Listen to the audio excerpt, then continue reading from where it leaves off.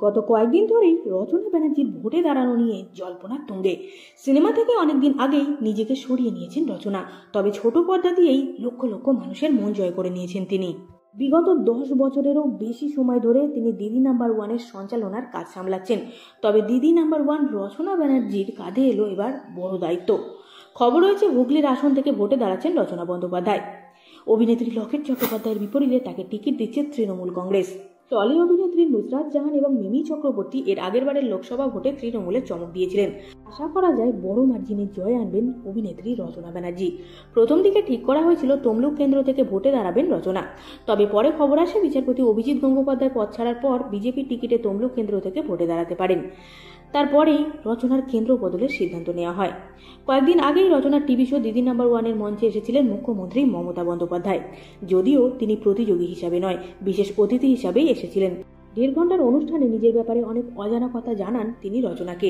হাওড়ার তিলজলা স্টেডিয়ামে আয়োজিত হয়েছিল সেই বিশেষ এপিসোডের। রচনা নিজেই গিয়েছিলেন দিদি নাম্বার ওয়ানে আসার জন্য মমতাকে আমন্ত্রণ জানাতে, আর নবান্নে রচনা যেতেই উস্কে উঠেছিল তার ভোটে দাঁড়ানোর জল্পনা। আর সেই সময় থেকে রচনাকে রাজনীতিতে আসা নিয়ে প্রশ্ন করলে জবাব আসে, এখনো কিছু ফাইনাল হয়নি। যদি এমন কিছু ঘটে তাহলে সেটা আমাদের মুখ্যমন্ত্রী নিজেই জানাবেন। রচনা আরও জানান, তিনি নবান্নে গিয়েছিলেন শুধুই নাকি মমতা বন্দ্যোপাধ্যায়কে দিদি নাম্বার ওয়ানে আসার জন্য আমন্ত্রণ জানাতে। এর পিছনে ভোটে দাঁড়ানোর কোনো উদ্দেশ্য ছিল না তার। হুগলিতে লকেট চ্যাটার্জির প্রতিপক্ষ হিসাবে তৃণমূল কংগ্রেস প্রার্থী করেছেন রচনা ব্যানার্জিকে।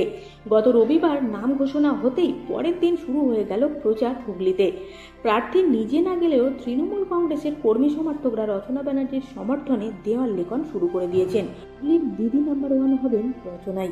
দেওয়াল লেখা শুরু করে দাবি তৃণমূল মহিলা ব্রিগেডের। গত রবিবার ব্রিগেড থেকে প্রার্থীদের নাম ঘোষণা করে তৃণমূল নেতৃত্ব। গতবার হুগলির লোকসভা আসনে বিজেপির লকেট চট্টোপাধ্যায় প্রায় 80,000 ভোটে জিতেছিলেন। এবার রচনা বন্দ্যোপাধ্যায় প্রার্থী হওয়ায় কি লড়াই কঠিন হয়ে গেল? এই প্রশ্নের উত্তরে লকেট জানান, এই লড়াই আমার আর রচনার লড়াই না, এখানে মোদি ভার্সেস মমতার লড়াই।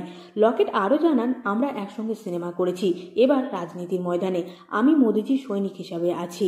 দুর্নীতি যেভাবে হয়েছে, যেভাবে সন্দেশখালির মতো ঘটনা ঘটেছে, তাতে কোনো অভিনেত্রীকে এনে ধামা চাপা দেওয়া যাবে না। ভিডিওটি ভালো লাগলে লাইক করতে ভুলবেন না। বিনোদন জগতের এরকমই নতুন নতুন আপডেট সবার আগে পেতে চ্যানেলটিকে সাবস্ক্রাইব করে সঙ্গে থাকুন।